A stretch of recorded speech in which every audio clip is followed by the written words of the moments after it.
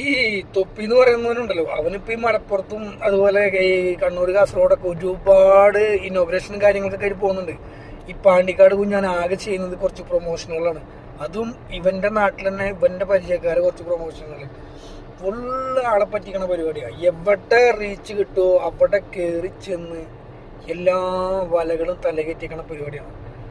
ഇവൻ തൊപ്പി ഷാജഹാനെ വെല്ലുവിളിച്ചെന്നും പറഞ്ഞിട്ട് ഇവൻ വണ്ടി കയറിയിരിക്കേണ്ട വല്ല ആവശ്യമുണ്ടോ? ഇവൻ മലപ്പുറത്താറ് ഒരു ആളാന്നും പറഞ്ഞിട്ട് മലപ്പുറത്തേരെ പറ്റിയിട്ടൊന്നും പറയാൻ പാടില്ല. മലപ്പുറത്തേരെ പറ്റി ആരെന്ത് പറഞ്ഞാലും അപ്പോ ഇവൻ വണ്ടി കയറിയിട്ട് പോകും. ആരെ കൂടെയാണ് എന്താണെന്നൊന്നും ഒരു ചിന്തയിലാണ്ട് അപ്പൊ തന്നെ കയറിയിട്ട് പോകും. എന്നിട്ട് അവിടെ ചെന്നിട്ട് ഇങ്ങനെ നിൽക്കും, എന്തിനപ്പോ ഞാൻ അവിടെ വന്ന് അവ ഇന്നൊന്നും പറയില്ലല്ലോ എന്നൊക്കെ പറഞ്ഞിട്ട്. ഇങ്ങനത്തെ ഒരു തലക്കോളലത്തെ കുറച്ച് ടീമുകളുണ്ട്. ഇവരൊക്കെ മാറ്റി വെച്ചിട്ടുണ്ടെങ്കിലോ ഈ മലപ്പുറം എന്ന് പറയുന്നത് നല്ല സ്ഥലം തന്നെയാണ്. പക്ഷെ ഒരാളെ കൊണ്ട് നല്ലൊരു സ്ഥലത്തിന് നല്ല പേരുണ്ടാക്കാൻ പറ്റും, ചീത്തപ്പേരുണ്ടാക്കാൻ പറ്റും. ഇവനെ കൊണ്ട് ചീത്തപ്പേര് മാത്രമേ ഉണ്ടായിട്ടുള്ളൂ. ആകെയുള്ളൊരു ഗുണം എന്ന് വെച്ചിട്ടുണ്ടെങ്കിൽ ചീത്തപ്പേരാണെങ്കിലും പാണ്ടിക്കാട് ഒന്ന് ഫേമസ് ആയിട്ടുണ്ട്. കാരണം പാണ്ടിക്കാട് ഇപ്പൊ എല്ലാവരും മറ്റേ എന്താണ് പറയാ സ്റ്റാമിന സേവർ വിറ്റിട്ട് ഇവന് പാണ്ടിക്കാടിന് ഫേമസ് ആക്കിയിട്ടുണ്ട്. അതുകൊണ്ട് പാണ്ടിക്കാട് ഭയങ്കര ഫേമസ് ആണ്, മലപ്പുറം പാണ്ടിക്കാട്.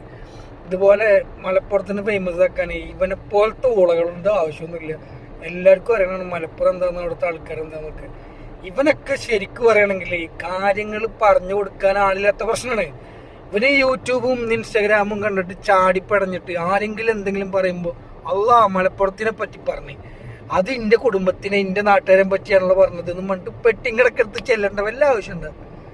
ഒന്നാമത് അനിയന്റെ പ്രായമുള്ള ആൾക്കാരല്ലേ, അവർക്ക് കൊടുക്കേണ്ട ഒരു റെസ്പെക്റ്റ് കൊടുത്തു കഴിഞ്ഞിട്ടുണ്ടെങ്കിൽ അവർ തിരിച്ചു റെസ്പെക്ട് തീർച്ചയായിട്ടും അവർ തരും.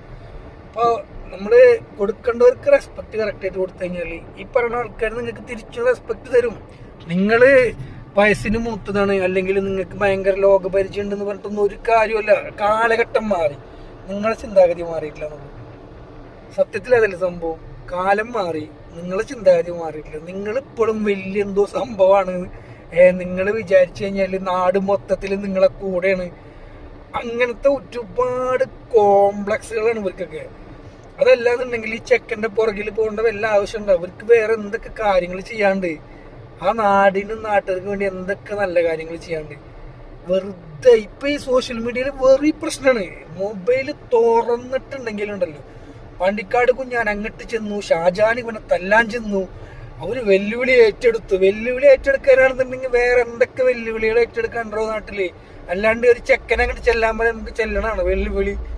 നിങ്ങൾ ആരെങ്കിലും ബുദ്ധിയും ബോധമുള്ളവരുണ്ട്?